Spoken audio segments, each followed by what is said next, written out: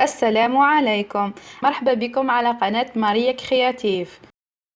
الفيديو تاع اليوم هو الحلقة الأولى من سلسلة من فيديوهات تعليمية موجهة للمبتدئات خاصة لكيفية تعلم الكروشيه. راح نبدأ لكم من الألف إلى الياء، ولا كان كاينة حاجة ناقصة تقدروا توجهوني في التعليقات.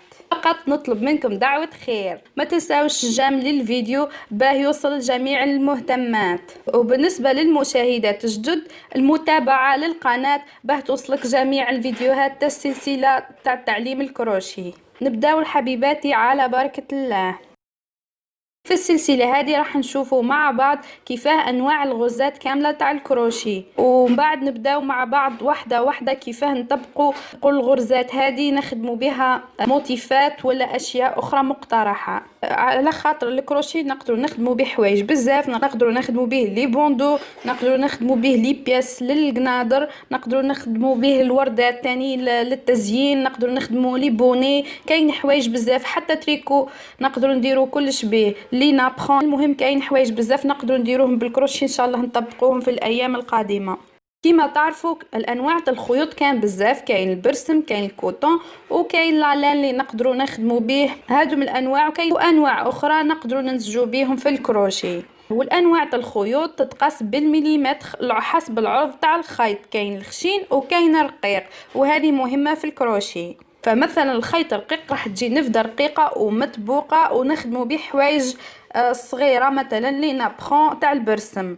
والخشين على حسب الموديل اللي حباته، كاين لي بوني على حسب الرشمه اللي حبتها. هذا بالنسبه لانواع تاع الخيط لازم تعرفيها. في المقابل لازم تعرفي تاني الكروشيه اللي تخدمي بيه.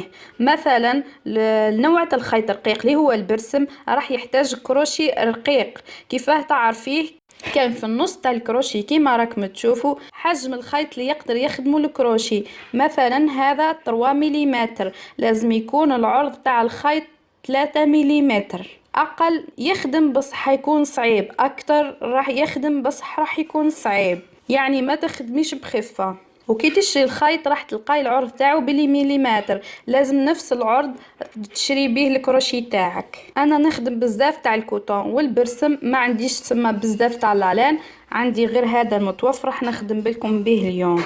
تكلمنا على الانواع تاع الخيوط وتكلمنا على الانواع تاع الكروشيه، درك نبداو على بركة الله كيفاه نبداو نخدموا بالكروشيه. اولا نحكموا الكروشيه بالطريقه هذه.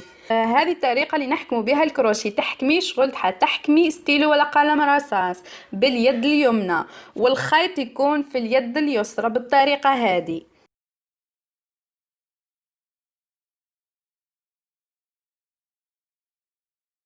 الغرزة الأولى نخدموها نورمال بالطريقة هذه، نديروا عين صغيرة نربطوها ربطة عادية كيما راكم تشوفوا اللي موالفين نربطوا بها أي خيط. شغل نربطوا ونخليو عين خارجة. راح نهضر لكم بمصطلحات تاع الدارجة، وتحب لغات أخرى راني درت لكم دي سوتيتر. راني نخدم ببطء باه تفهموا الطريقة مليح. هذه العين اللي تحصلت عليها هاي بالطريقة هذه، نحط الكروشي تاعي في العين هذه على خاطر منها راح نبدا نخدم.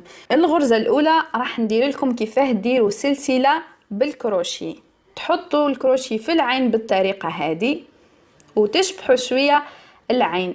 هاي بالطريقه هذه تجبدي من جهتين تتشبح. ندخل الكروشي بالطريقه هذه ونحكم الجزء تاع الخيط الاخرى اليد اليسرى، ونجبد الخيط الى داخل العين بالطريقه هذه ونخرجو كيما راكم تشوفوا، ونتحصل بالطريقه هذه على عين تانية. نعاود نوريلكم الطريقه نفسخها بالعقل كيما هيك، نجبد الخيط التفسخ ونعاود بنفس الطريقه. نحكم العين في الوسط كيما راكم تشوفوا، ونجبد الخيط بالكروشي الى داخل العين الاولى بشويه حتى تخرج، ونتحصل على عين تانية. نزيدو نكملوا العين الثالثة بنفس الطريقة.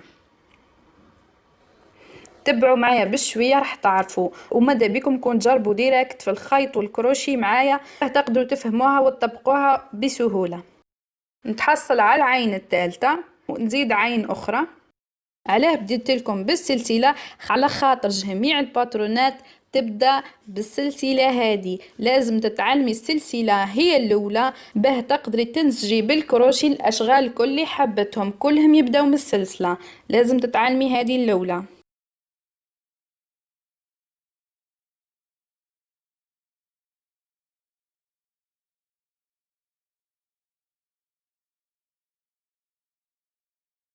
هاني تحصلت على سلسلة كيما راكم تشوفوا تشبه الضفرة تاع 3 مي عين في عين عين في عين حتى تتحصلي على السلسلة اللي حبيتيها بالعدد تاع العيون اللي حبيتيهم.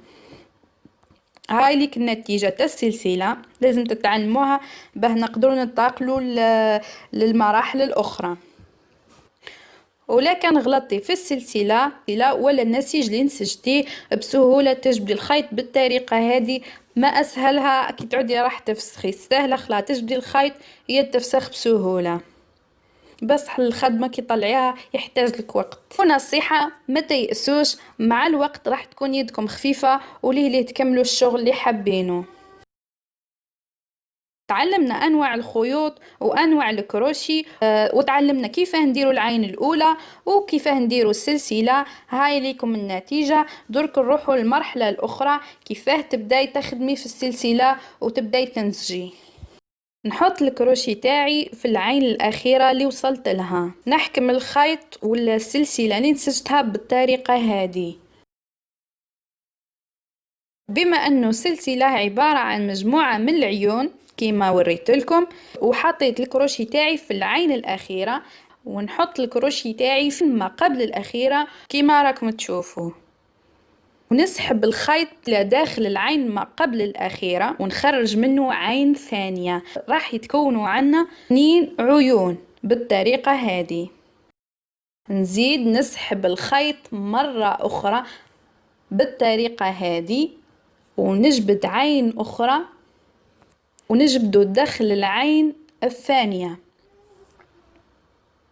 ونخرج عين واحدة أخرى. هكا رانا خدمنا الغرزة الأولى. الغرزة اللي خدمناها هذه اسمها غرزة الحشو.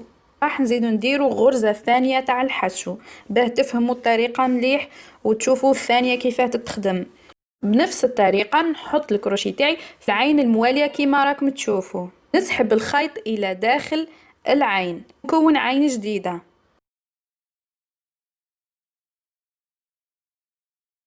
وتتكون لي غرزة حشو ثانية. نعاود العملية بنفس الطريقة باه نخدم الغرزة الحشو الثالثة.